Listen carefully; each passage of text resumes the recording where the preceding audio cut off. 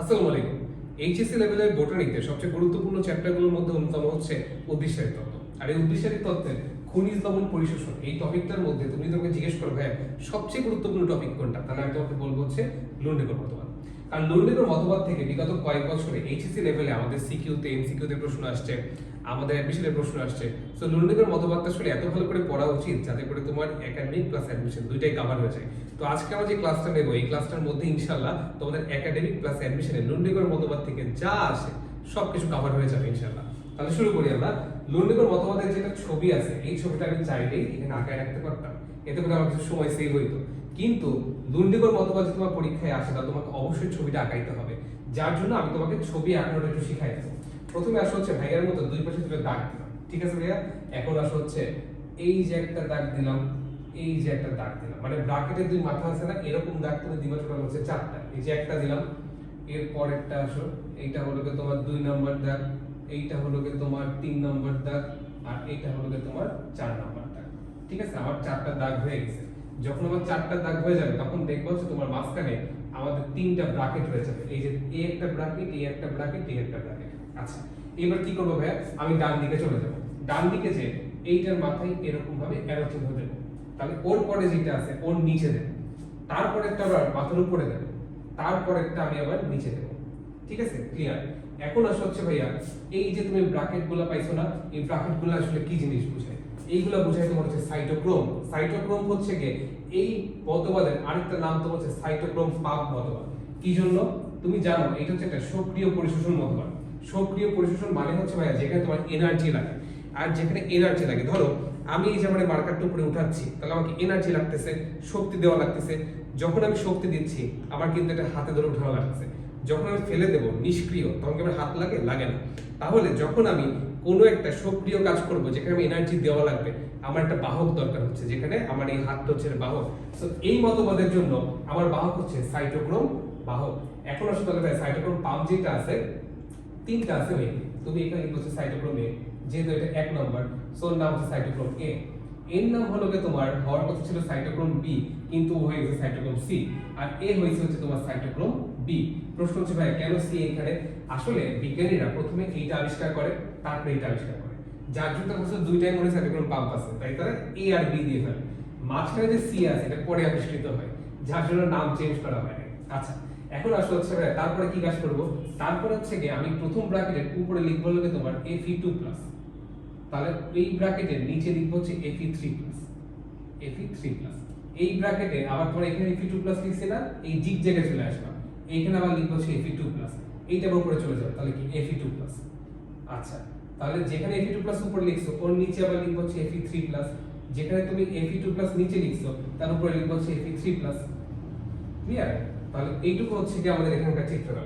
এবার আসলে হচ্ছে এখানে তুমি দুটো তল আঁকাও, এই dot dot dot dot dot করে দাও, এইখানে তুমি dot dot dot dot dot করে দাও। আচ্ছা, এবার আসলে হচ্ছে ভাইয়া তারপর চিত্র কি করব?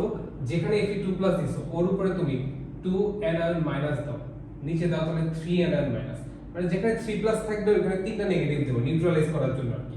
এবার তোমার এখানে তাহলে 3A-, এইখানে হচ্ছে 2A-, এইখানে হচ্ছে 3A-, এইখানে হচ্ছে তোমার 2A-। ক্লিয়ার? আচ্ছা, এবার আসলে হচ্ছে ভাই তাহলে এইটুকু মোটামুটি আমরা বুঝছি, ছবিটা কিন্তু আমরা অলমোস্ট দাগ করে ফেলছি। এখন আমরা একটা প্রসেসটা বুঝবো যেটার জন্য আসলে এই ক্লাসটা। দেখো এটা আসলে কি জিনিস? এটা হচ্ছে একটা কোষ ঝিল্লি। একটা কোষ ঝিল্লির মধ্যে আমরা আসলে পড়াশোনা করতেছি একটা উদ্ভিদের মধ্যে। এটা হচ্ছে উদ্ভিদের ভেতরের তল, এইটা হচ্ছে উদ্ভিদের ভেতরের তল, কিংবা তুমি বলতে পারো কোষ ঝিল্লির ভেতরের তল, আর এইটা হচ্ছে তোমার বাইরের তল।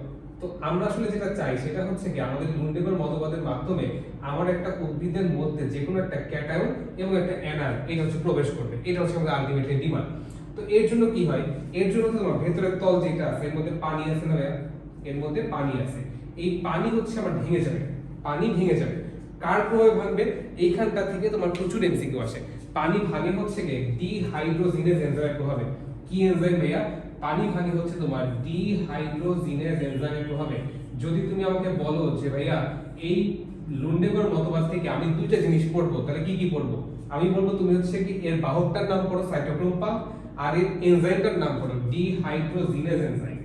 আচ্ছা, তাহলে ভাই ডিহাইড্রোজিনেজ এনজাইমের প্রভাবে আমার এখান থেকে পানি ভেঙে গেল।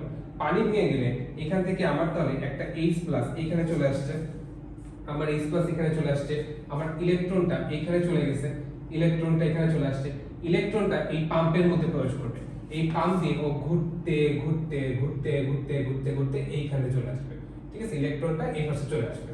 আচ্ছা এখন তাহলে দেখো তো এই পাশে বলতে অ্যাকচুয়ালি তোমার নিচের দিকে চলে আসবে, ইলেকট্রনটা হচ্ছে এখানে চলে আসবে।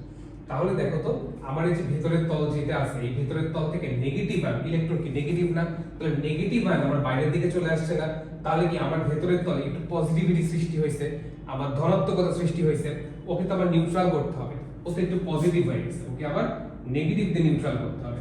তাহলে আমার এই যে বাইরে থেকে মাটির বাইরে মানে তোমার যে কোষ ঝিল্লির বাইরে এই যে মাটিতে এইখানে আমার কি অ্যানায়ন আছে না, এখানে আমার অ্যানায়ন গুলো আছে, এই অ্যানায়নটা একটা ঢুকে পড়বে হচ্ছে এখানে, এখানে ঢুকলে ওই সাইটোক্রোম পাম্পের মাধ্যমে ঘুরতে ঘুরতে ঘুরতে ঘুরতে চলে আসবে ঠিক হচ্ছে এইখানে।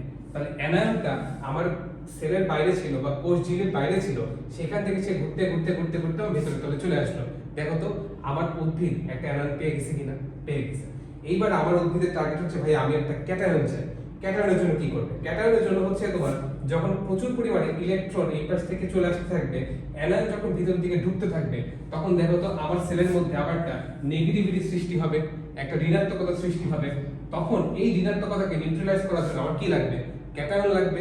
সেই ক্যাটায়নটা হচ্ছে বাইরের থেকে আমি ধরলাম হচ্ছে M+, যে কোনো একটা ক্যাটায়ন আমি ধরলাম হচ্ছে M+, M+টা ও কারো ধার ধারে না, ঠিক আছে। অ্যানায়ন তো একটু হচ্ছে ভয় ভয় যায় যে পাম্পের মাধ্যমে ঘুরে ঘুরে ঘুরে ঘুরে, এই যে ক্যাটায়নটা আছে ও কারো ধার ধারে না, ও সরাসরি সাই করে ভিতর দিকে চলে যাবে। এইটাকে হচ্ছে কি আমরা বলবো তাহলে ভাই লুন্ডেগরের মতবাদ। আর এই যে ভাই এখানে H+ আসছিল, এই যে ইলেকট্রন ওর আগের বন্ধু ও এখানে আসছে, বাইরে থেকে আবার হচ্ছে অক্সিজেন ঢুকবে, তো সবকিছু মিলে আবার এখানে আবার হচ্ছে পানি ফর্ম করবে। আর এই যে ডিহাইড্রোজেনের প্রভাবে প্রতিনিয়ত এখানে পানি ভাঙতেছে, এখানে আবার পানি তৈরি হচ্ছে, সো এটা প্রসেসটা ঘুরতে থাকবে। তাহলে লুন্ডেগরের মতবাদ এই হলো তোমার চিত্র এবং পুরো প্রসেস। আশা করি ইনশাআল্লাহ এই ক্লাসটা করার পরে তোমার জীবনে আর কখনোই লুন্ডেগর মতবাদ নিয়ে কোনো কনফিউশন থাকার কথা না।